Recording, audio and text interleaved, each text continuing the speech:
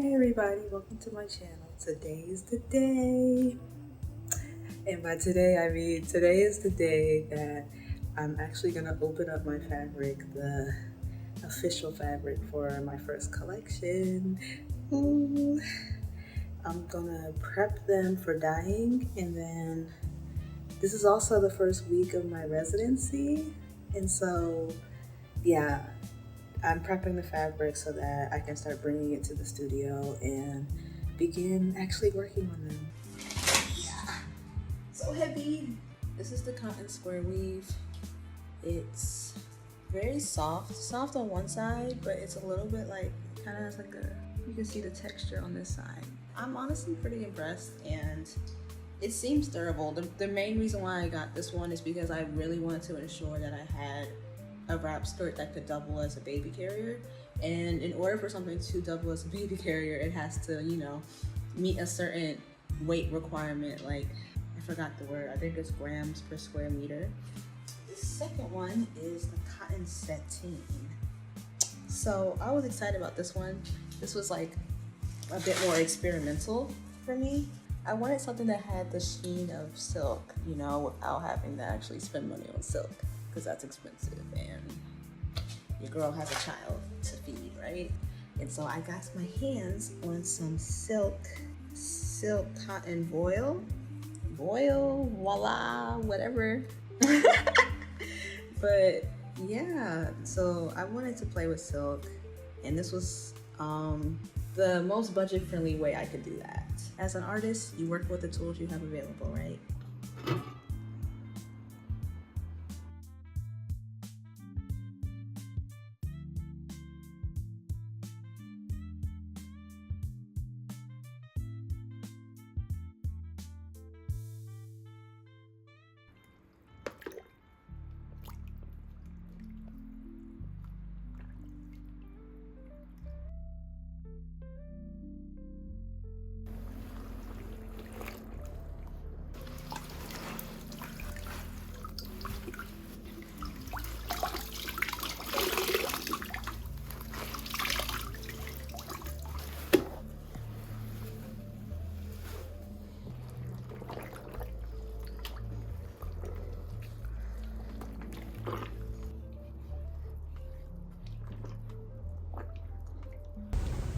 Bag of ladies, you gon' miss your bus. Hey y'all, welcome to week 2 of the residency of Mater Art. I'm feeling a lot better this week. I was feeling really anxious before, but it's starting to finally dissipate. I think I made a few impulsive decisions over the weekend. I bought some silk and it was beautiful. I have this urge to make silk scarves, so I'm gonna see if I can squeeze it in with the rest of my plan. The issue is that I wish I had asked the people at the fabric store to cut them into squares for me, but I didn't think to do that. I was just so mesmerized by the texture that I just didn't even think to ask them to do that. And so I went to cut the squares, and they are definitely not squares. It's very diagonal. It's very organically shaped. And at first I was really upset about it. Like, it's silk, I think it was 43 euros a meter, y'all. So I spent like 60 euros on this. I'm gonna use it. I think I got 2 good squares, like true squares. And I'm gonna figure out what to do with the other 2. Either just kind of like go with the organic feel, maybe make them into triangles, or ChatGPT recommended I use some bias tape if I really wanted to. So we'll see what I'll do with those. Again, they're kind of extracurricular anyway, but saying to say that decisions were made this weekend. I also finished up the first layer, we'll say, for the boo-boo gown, and it's looking pretty nice. I used some dried hibiscus that I had in the cabinet, just kind of impulsively, because I just really wanted that like pinky purple color that I know hibiscus can do. It's a really big garment. I hung it to dry and it fell down to the neighbor's laundry area. ideas. So I'm really hoping that it doesn't ruin the fabric.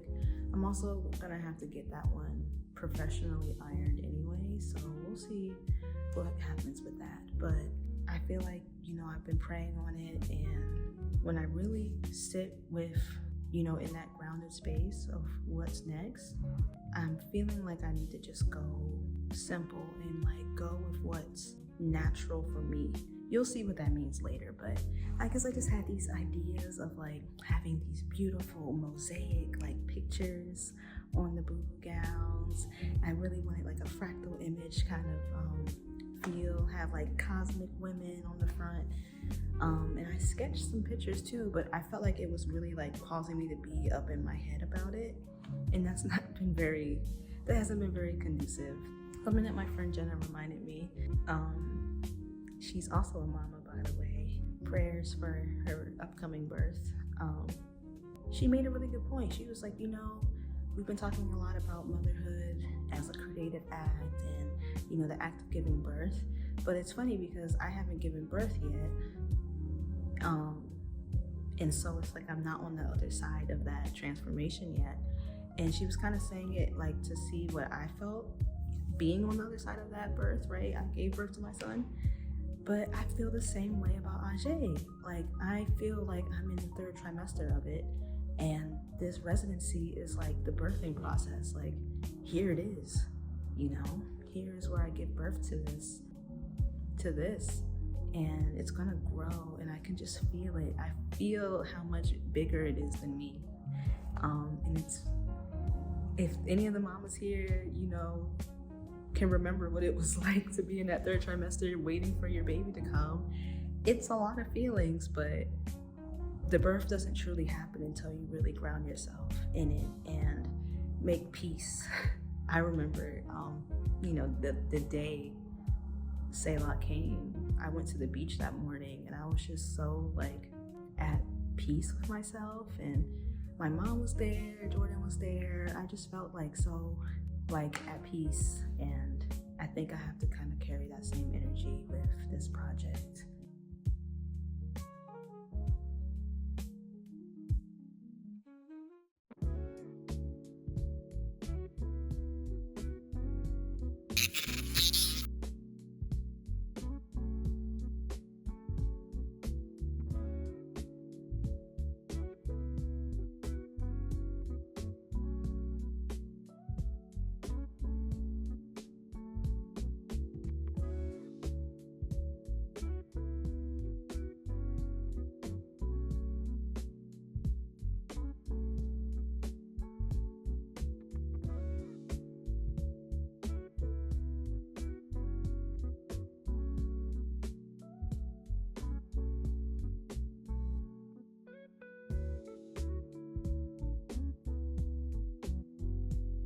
Week 3.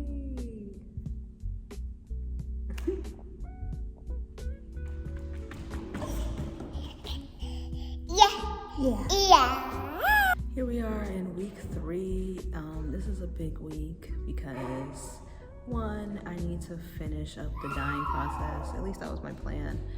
And 2, more importantly, at the end of this week, a TV crew will be coming to see the residency and see, I guess do an interview on how my tarot art came to be. And we're gonna be on TV.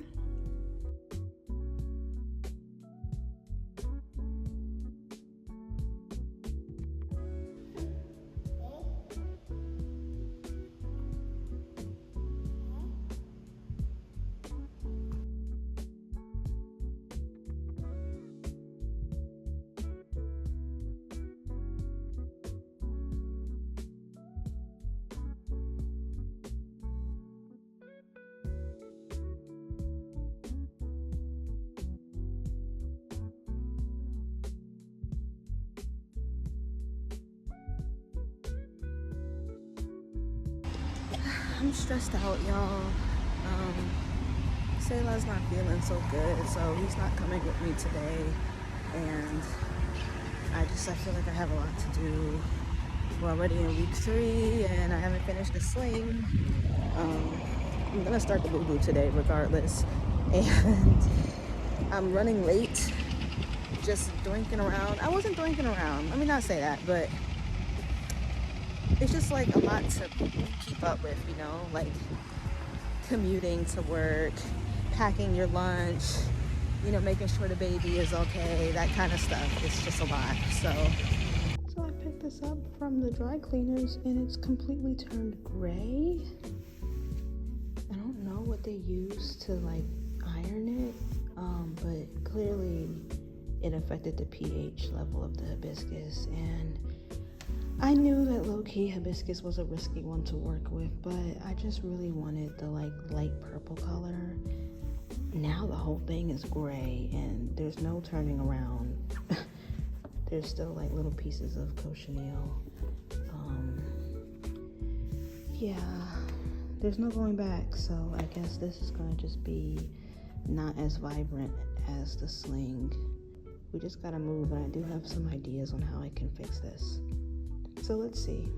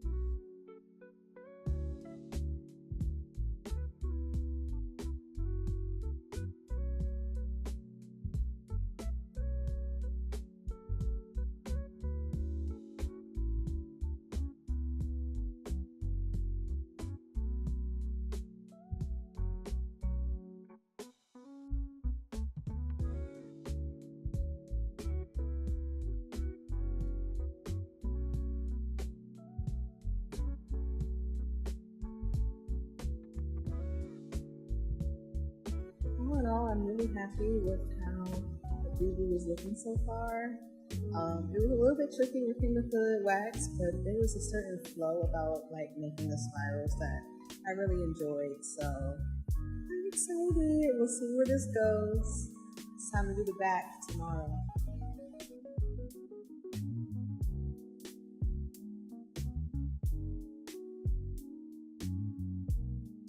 It's week 4 and I'm feeling like there's just been a lot of variables lately. I'm still upset about the fact that I'm still working on the Sling, but it's just finishing touches. I plan on finishing that today, and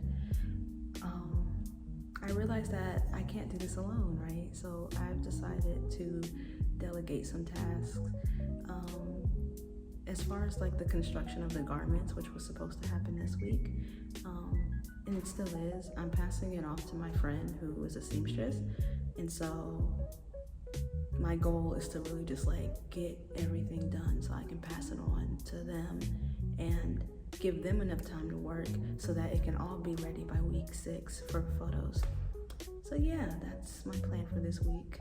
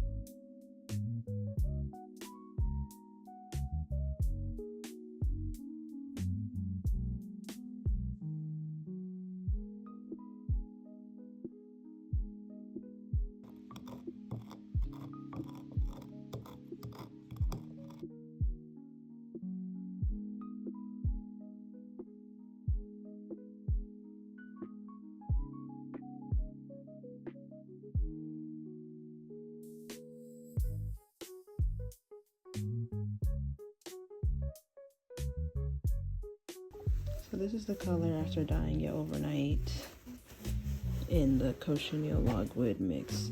And I'm honestly very surprised. I'm very surprised because usually cochineal and logwood produce like very vibrant colors. And on my test strips, they were very vibrant. But this is, it's very muted and very like pale in a way. And I want a deeper color. So I'm going to try again with a higher concentration. So I'm trying this middle mortising thing. I put it back in the triformate made a while ago.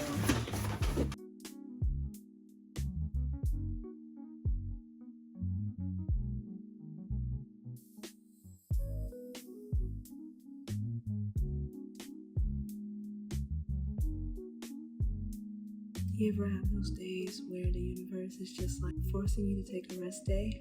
I almost didn't want to do a check-in for this week.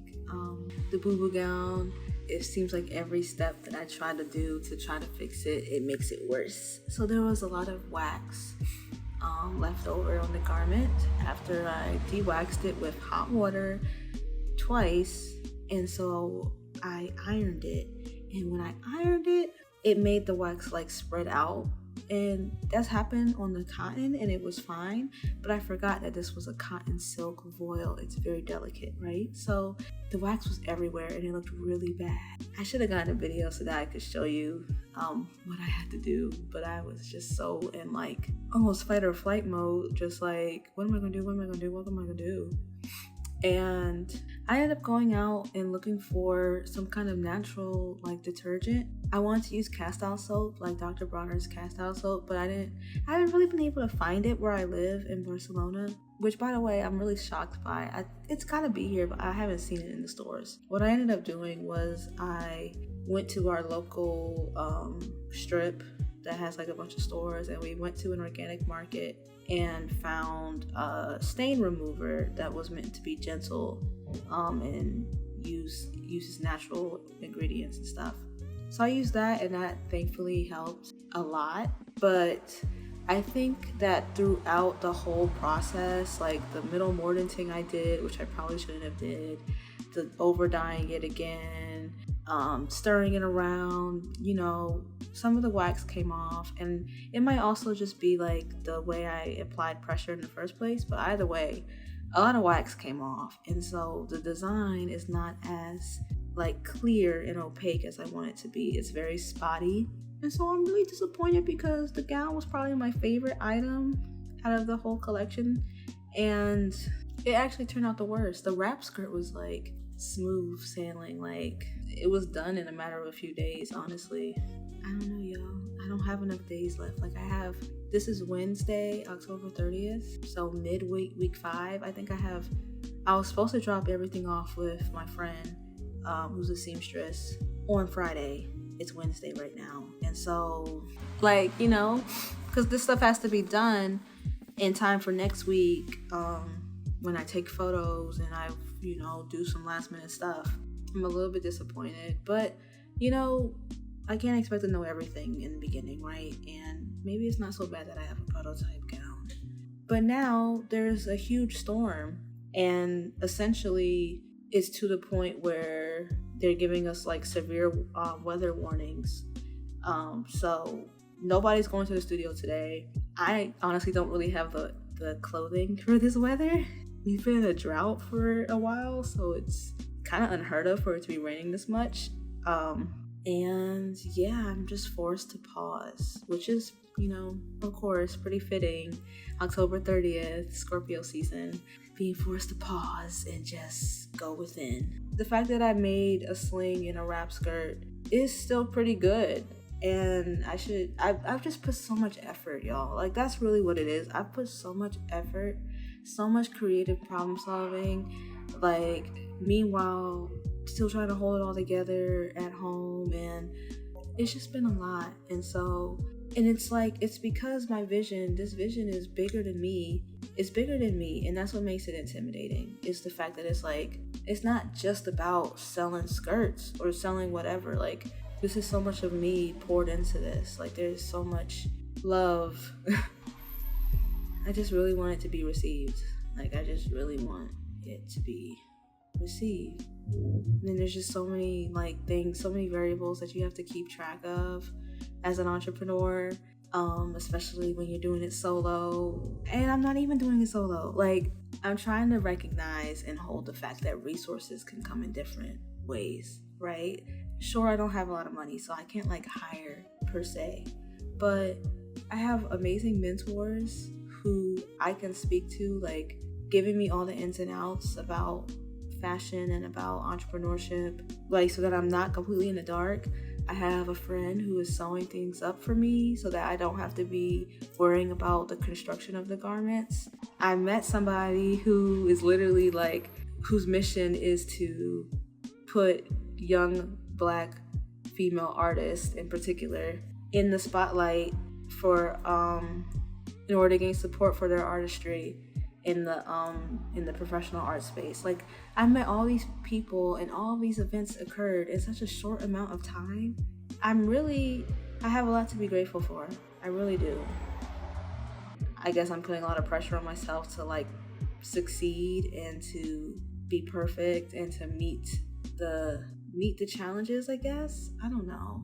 I'm not really sure what's gonna happen because I can't even go to the studio today. I could try at home, or I can just wait and see what comes up if I just pause instead of just constantly being in this kind of like fight or flight. This is me reminding myself that I don't have to be perfect. There's something there that's very part of the human experience, right? Is kind of being a level of vulnerable, not knowing what's gonna happen. I really don't know what's gonna happen. I just know that I've poured my soul into this. I'm doing this for my ancestors. I just hope it's received. I don't have anything else to say. Like, I just hope this is worth it, yo, you know?